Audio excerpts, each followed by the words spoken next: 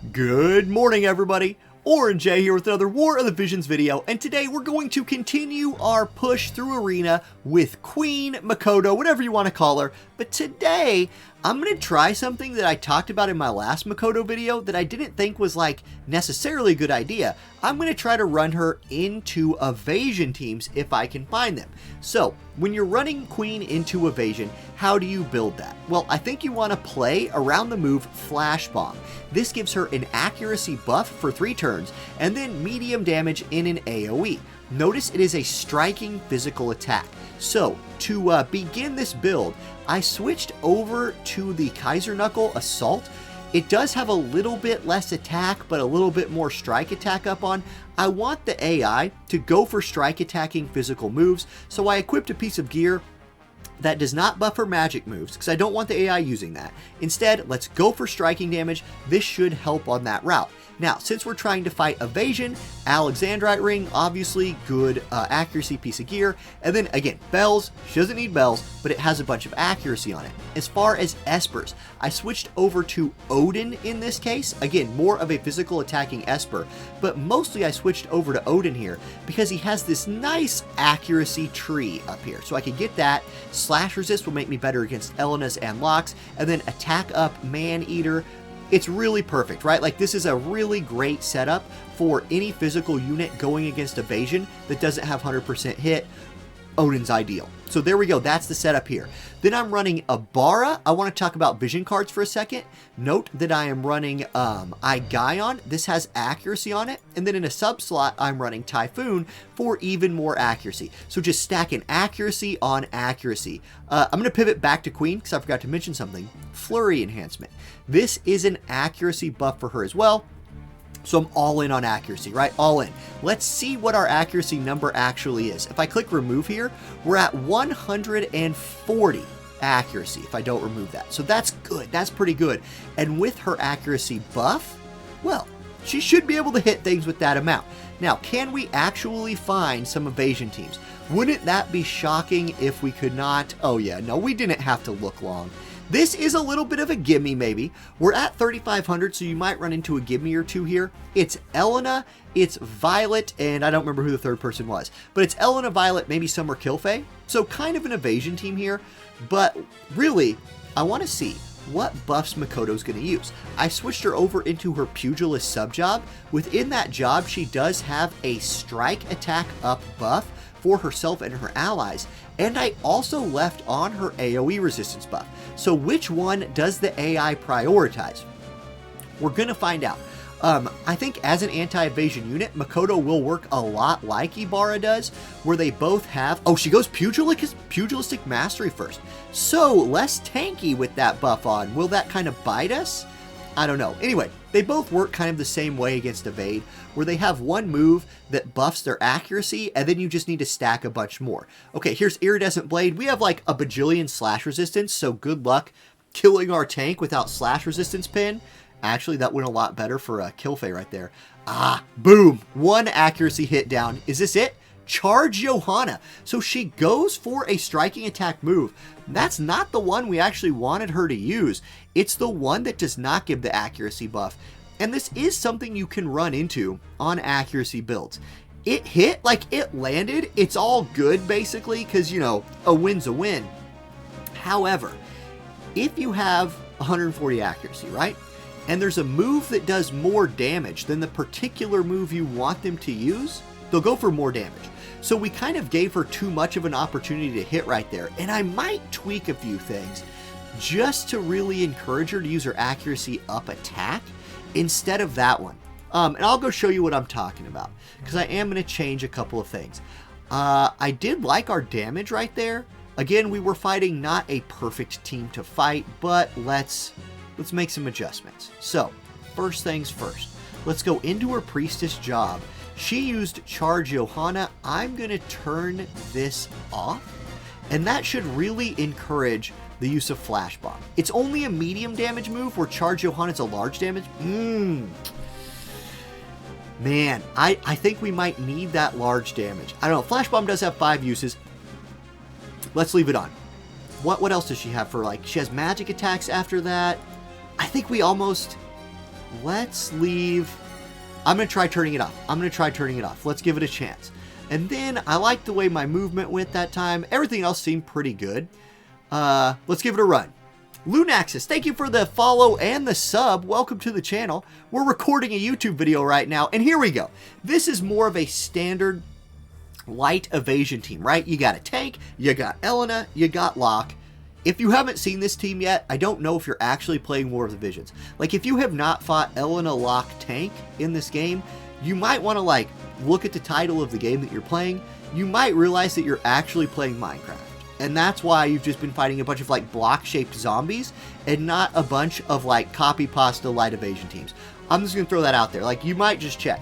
Anyway, here we go. Elena charging forward. Here's Charlotte getting her hate online. You like to see it.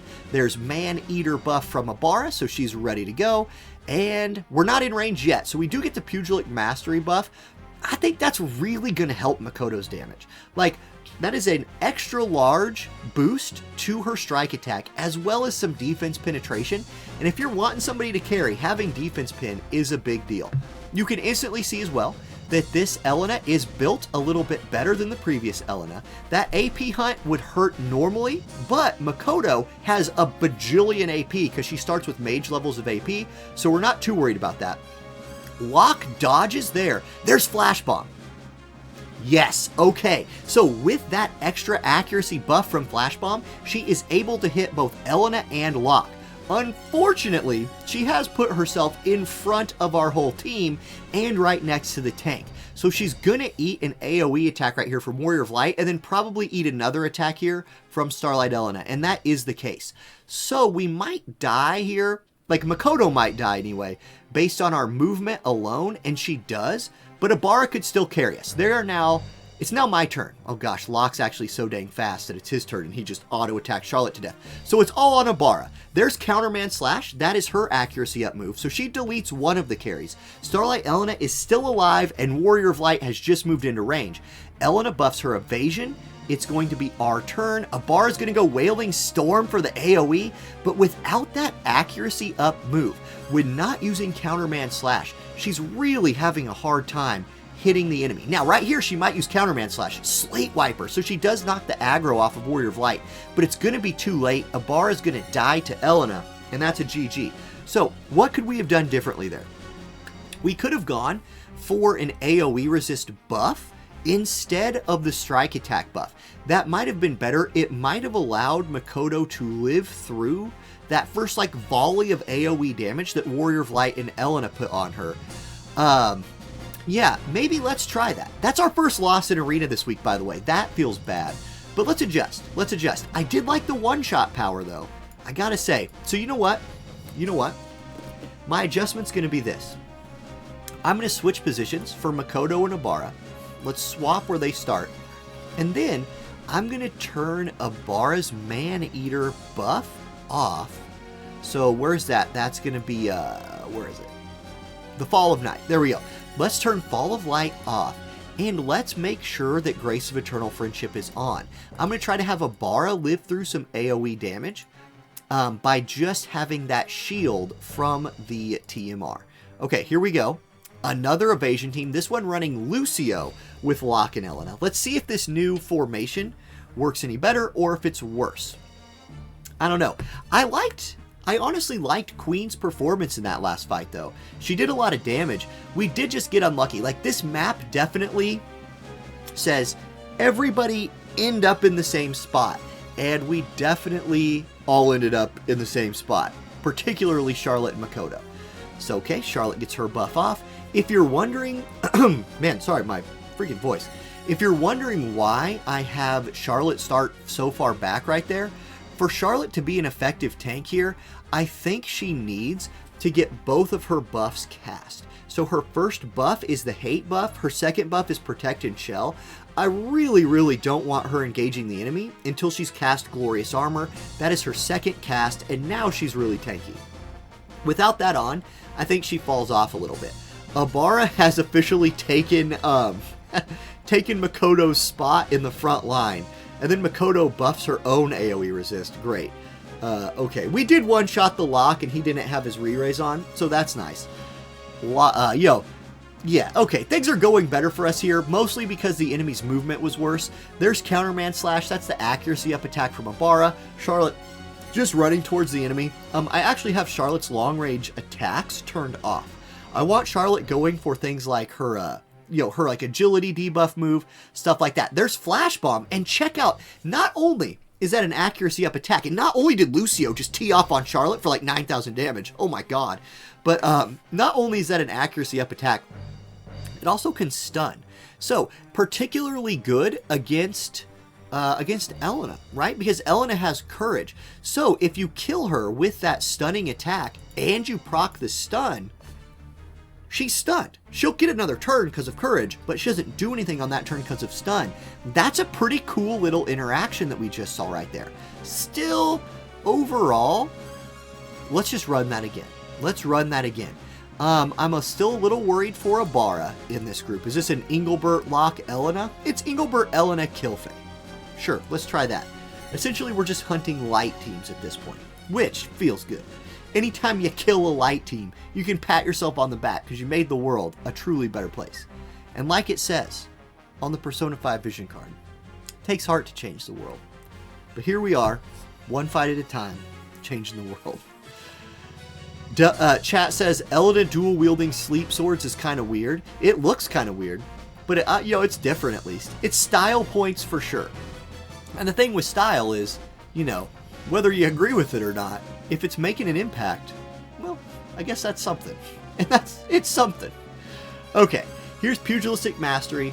I really want to see Queen do like 10,000 damage. I wonder if she can do it. The thought behind our current lineup here, where Abara is getting her shield on and Charlotte is getting both of her buffs and then they're grouping together, that is working out. And then here's going to be the limit break onto Engelbert. This should really hurt him. Engelbert not very good against magic, and he took a big chunk of his HP right there. That's pretty decent. There's the evasion buff from Elena. Here comes Kilfei. She's in range. Frostwind Axe. Okay, we tanked that pretty well. And again, I don't necessarily care about Charlotte's AP, so that's whatever. And then, Abara is a mage, so the AP drain not a huge deal for her. Charlotte can still do Lightning Strike, so debuffs Engelbert even more. Abara should go, yes, good, Counterman Slash. We just want her using that move over and over and over again. Crystal Shine Bright from Elena. Tank takes some damage. Kilfei's turn. I was hoping Kilfei wouldn't move, because I wanted to see a huge, beat down here from Queen. Instead, we do get Mafrodine. So she goes for a magic attack. That is crazy. So I wonder if that's because it did so much more damage to Engelbert despite our build. Like, I think Engelbert had a lot to do with the AI's decision making right there. Here's Elena dropping the LB. This could be problematic, right? Anytime you see this, your whole team might just be dead when the screen comes back. In this case, only Abara is dead. So 2 of our people are still alive. You count that as a win. We're going to get Spirit Breaker. So the AI is doing the thing that I worry about. We have so much accuracy that it doesn't need to do the accuracy buffing attack. So instead it's going for more damage. What that ends up doing is just making you miss. There's Flash Bomb with the accuracy up and the stun lands. That's a big deal. Charlotte cannot hit Elena, so Charlotte's going to sit there and do literally nothing. Makoto punches her in the face, pops the courage. Crystal Shine Bright, good luck chewing through Charlotte. Charlotte, buff your hate. Nah, she's not going to do it. Okay, don't pick up a crystal, you jerk. What an absolute terrible person, Elena. Picking up those crystals, keep those drugs off the street. Here's Flash Bomb again. Nice, 4250, and because we're running Makoto at high faith, you have a better chance of landing that stun. We landed 1 out of 2 stuns right there. Overall, I think that Makoto is showing that she can be sort of effective against evasion. Is she as good as Cloud? No, right? But that's Cloud. Cloud's a god, so she's not gonna be. But she can definitely serve as a second evasion hunting unit. Okay, one more fight for today. Let's go ahead and find. Ooh, here's a lock. Lock, Elena, Jaden. So this is an interesting team. On this map, Jaden might just be insanely good. Jaden might just be insanely good. Let's see.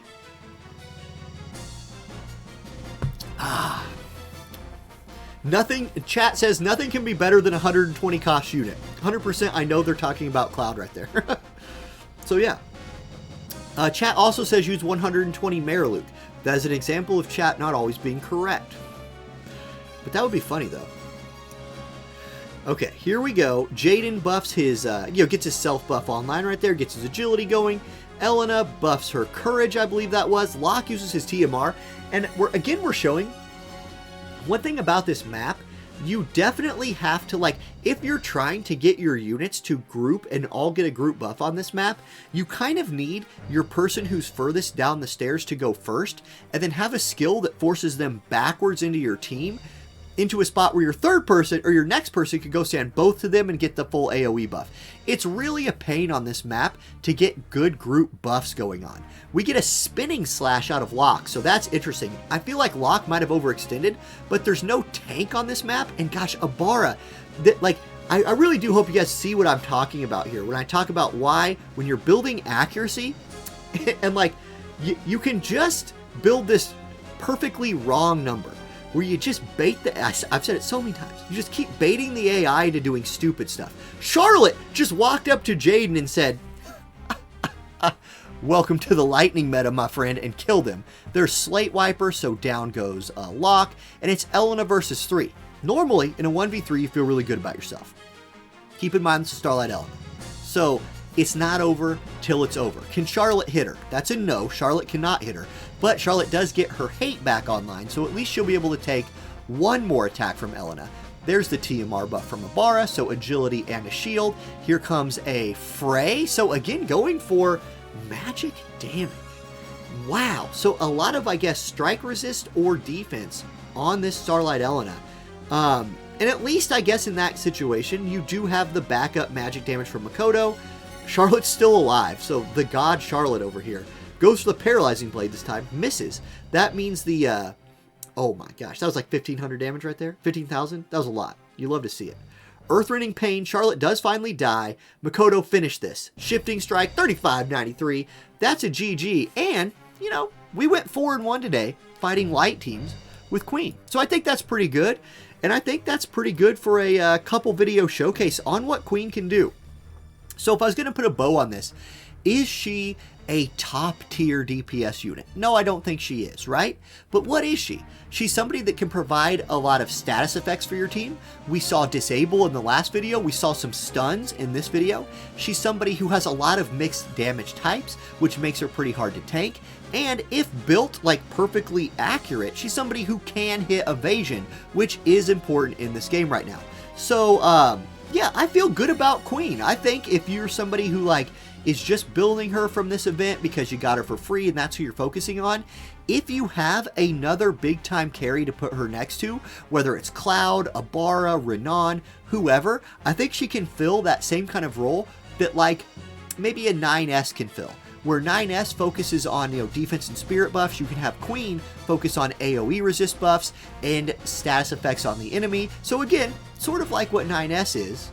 I think she's pretty good. Is she the best free character we've ever got? Absolutely not. Is she serviceable? Yeah, in the right group she can do work. So, thank you guys for watching. I hope you liked the Queen videos. She's a fun unit to play, and Persona 5 is such an awesome game.